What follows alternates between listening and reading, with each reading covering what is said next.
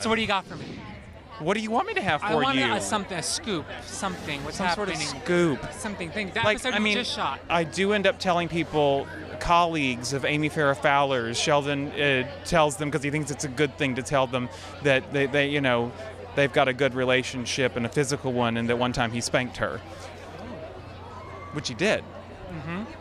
And I think his willing to admit that explains how he felt about that. It needed to happen. It wasn't pleasurable. For It either hurts me one. more than it hurts you. Yeah. Well, oh no, she loved it. Are you kidding me? Did she though? That episode goes out on a spanking last year with her going, "Oh my." I don't know that she That really sounds- liked it though. Well, I hope you get her here and can ask her. I want to get her on the record and confirm that she enjoyed Give the background to the spanking. it. How was the normal heart? Because I saw you in the It's play and you were wonderful. fantastic. Thank you. How different was it? 'Cause you're playing the same character. I'm playing the same character. You know, it's funny. It's a very different experience because every other role around me is played by somebody different than was in the play. So it's very different coming in your ear. You're like, what? That sounds, and you get used to it and it's wonderful. So it's very different, but there's a similar feel. Once you're into it and doing it, this camaraderie and this, that script's written as people banding together for the fight of their lives. And you can really, that starts to affect everybody. And it feels, you love going to work to do it. You find yourself, you love these people you're working with. And that doesn't always happen. I give a lot of credit to everybody cast. I give a lot of credit to Ryan Murphy. He's doing a fantastic job at directing it. And I give a lot of credit to Larry Kramer's script. It's a real unifier. I'm Haley Steinfeld, and you're watching ENTV. Hi, my name is Kiernan Shipka, and you're watching ENTV. Aubrey Plaza, ENTV. I just touch it with my mouth, sorry.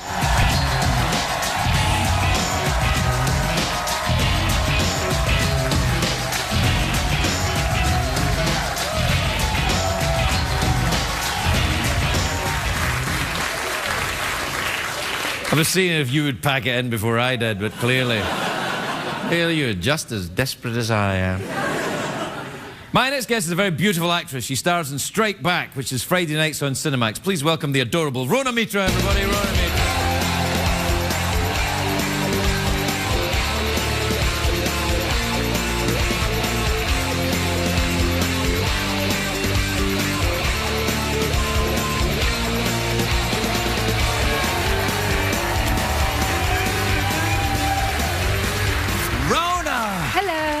Look lovely. Oh, thanks. So do you. Well, thank you. I've been swimming a lot. Do you like to go swimming? I'm not a big fish, actually. More of a cat. Cat? You like to go pawing? What makes you cat-like? Oh, I like to look at it and keep a distance and maybe put... Oh, water! Yes, I see. Yeah. What were you talking about? No, I was just the cat thing. I was like, I was thinking, how does a cat get exercise? But they don't really, unless they're killing something, they don't really exercise. They play with balls of string and... You seem to have studied these creatures. Do you have cats? No, not anymore. I did. You killed your cat? What happened? I ate it. No. Your cat shuffle along? Somebody, do you know what? Someone took my cat. I had this amazing, this is not really that poignant, but someone actually took my cat. What, stole it? Yeah, his name was Django. He was sort of like a little baby mountain lion, and How awful. Well, he thought I think he thought he was a superhero, and at night he used to just take off and fight crime and sort of dart along the rooftops. I'd see him. The only thing he was missing was a cape. And somebody thought he was amazing, so they took him. Well, that's a ghastly business. Give him back. Yeah. You know, I heard. Come and get you. I heard that also happened to a rhino recently as well. Where is the rhino? The rhino's behind you. Oh, hello. Hi. I like your menagerie. I'm very envious. I always try to fit in a petting zoo in most of my contracts, but I always say just little animals. Well, have you ever ridden horses? Often. Really? Yes. Do you still do it? I do. Yes. Do you have horses with you? Look at that one. Yeah, no, that's more of a kind of... I'm a bit worried. Listen, see, when you put the music on the horse, watch this. What happens?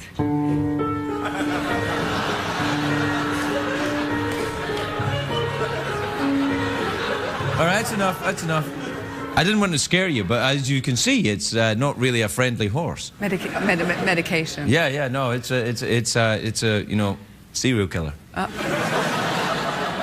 Dressed as a horse. Right. Yeah. Lovely eye makeup, though. I have to say, they did a really nice job. It rubs the lotion on its skin.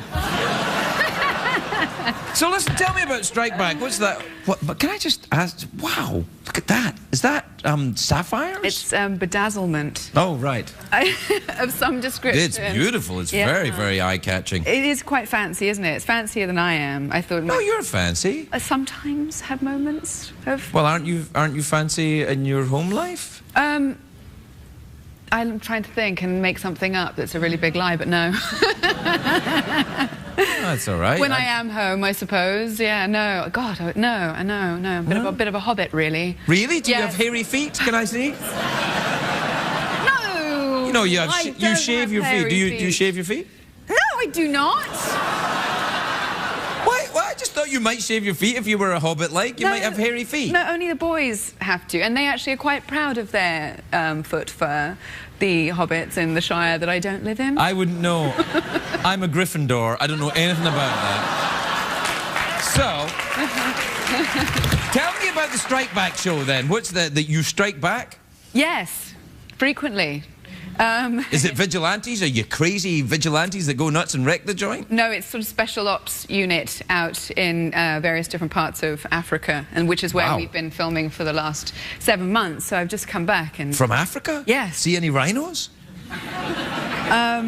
Touchy subject. Are they? They are endangered, aren't they? Yeah, they are. Yeah. Yeah, actually, and I did see some of that, but it's. Well, that's why we have a rhino here, which is not a real rhino, I have to tell you. One piece. He saved me. Did you? Yeah, I did, yes. God bless you. Thanks very much. I saved the gay robot skeleton as well. God bless you. Oh, really? That's less of a God bless you than the rhino saving. Well, you know. Yeah, no, I understand. He can look after himself. I think he's got it covered. What the hell, man? I like your suit. Save me from myself. Hey, so you're out in Africa? Where were you filming in Africa? Mozambique and Cape Town and Johannesburg. That sounds very exciting, if you don't mind me saying so. It sounds like a lot of fun. It was pretty full on. It's the first English, although it's HBO and Cinemax, it's actually an English production, and you sort of put the Brits and the South Africans together, and you have Bedlam, really. Yeah, I think you have the Boer War, don't you? Yeah. There's that. It felt like that. Yeah. I think I'm suffering from post-traumatic stress disorder, actually, as a result of it. It's quite good to be back in the America. Everything's a little bit more sedated here. Man, you have had a rough time of it. Well, until you turn on CNN. Yeah, no, well, things are all right. I like America. Do you live here or you live in Blighty? I do. I reside here. Oh, here in Los Angeles? Yeah. Yeah. Do you go to that big supermarket in West Hollywood? Do you go there? I feel like right now I'm in Mordor, because this is east of where I usually live, west, and so this is... As I say, I'm a Gryffindor. I don't know what you're talking about. Well, so then you feel the same way then? Well, I just know that this is my house, and occasionally that willow over there gives me a whomp. Oh, as he's doing right now. It's time for do you want an apple? Yes, very much so. Oh, what will happen if I eat it? Well, why don't you eat it and find out? Okay. Rotomitra, everybody. We'll be right back. And how the hell did they get a tracker on you? I don't know, man. Must have been at the airport, but they could have got one on you, Michael. Mr. Party, is this about asking for something, or is this about, well, I think what Lowry was saying earlier on, ordering your thoughts and having a little bit of focus and just sort of centering yourself and saying, right, I would like this to happen and I must do this and it would be good if I did this. Well, no doubt that's true. And I think listening to the Christian view of prayer, I'd want to separate out two things. One is belief, and the other is what's happening in your mind. And I actually am open, at least, to the possibility that one person's mind can influence and affect another person in ways we don't really understand.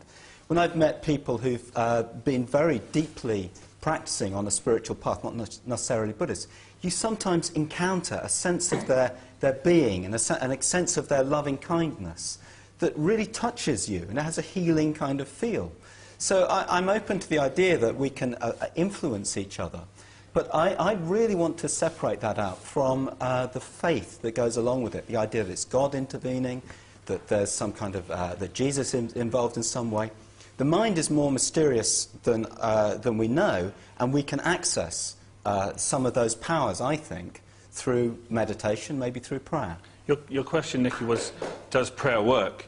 I feel obliged to say... Have you had any prayers answered? Yeah, well, that's a very good question, isn't it? Because I prayed very hard to have a child while my partner and I were going through IVF, and we had a child.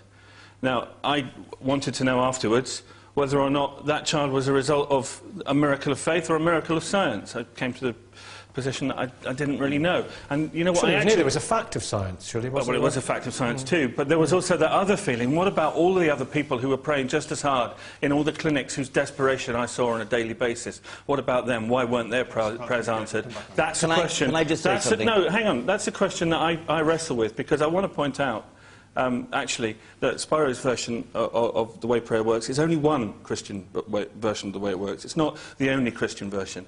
And another thing to say about whether prayer works is, if I'm contemplating the way things are, and I'm externalising how I feel about them, even if there's no God there, that's a positive thing. That's a good thing, right? And if it brings me back to say, well, what's in my back pocket? What can I do about it? What action can I take? I can't pray for more time on this schedule on BBC. Can I just say just a couple of points? You've only got 20 seconds. Right.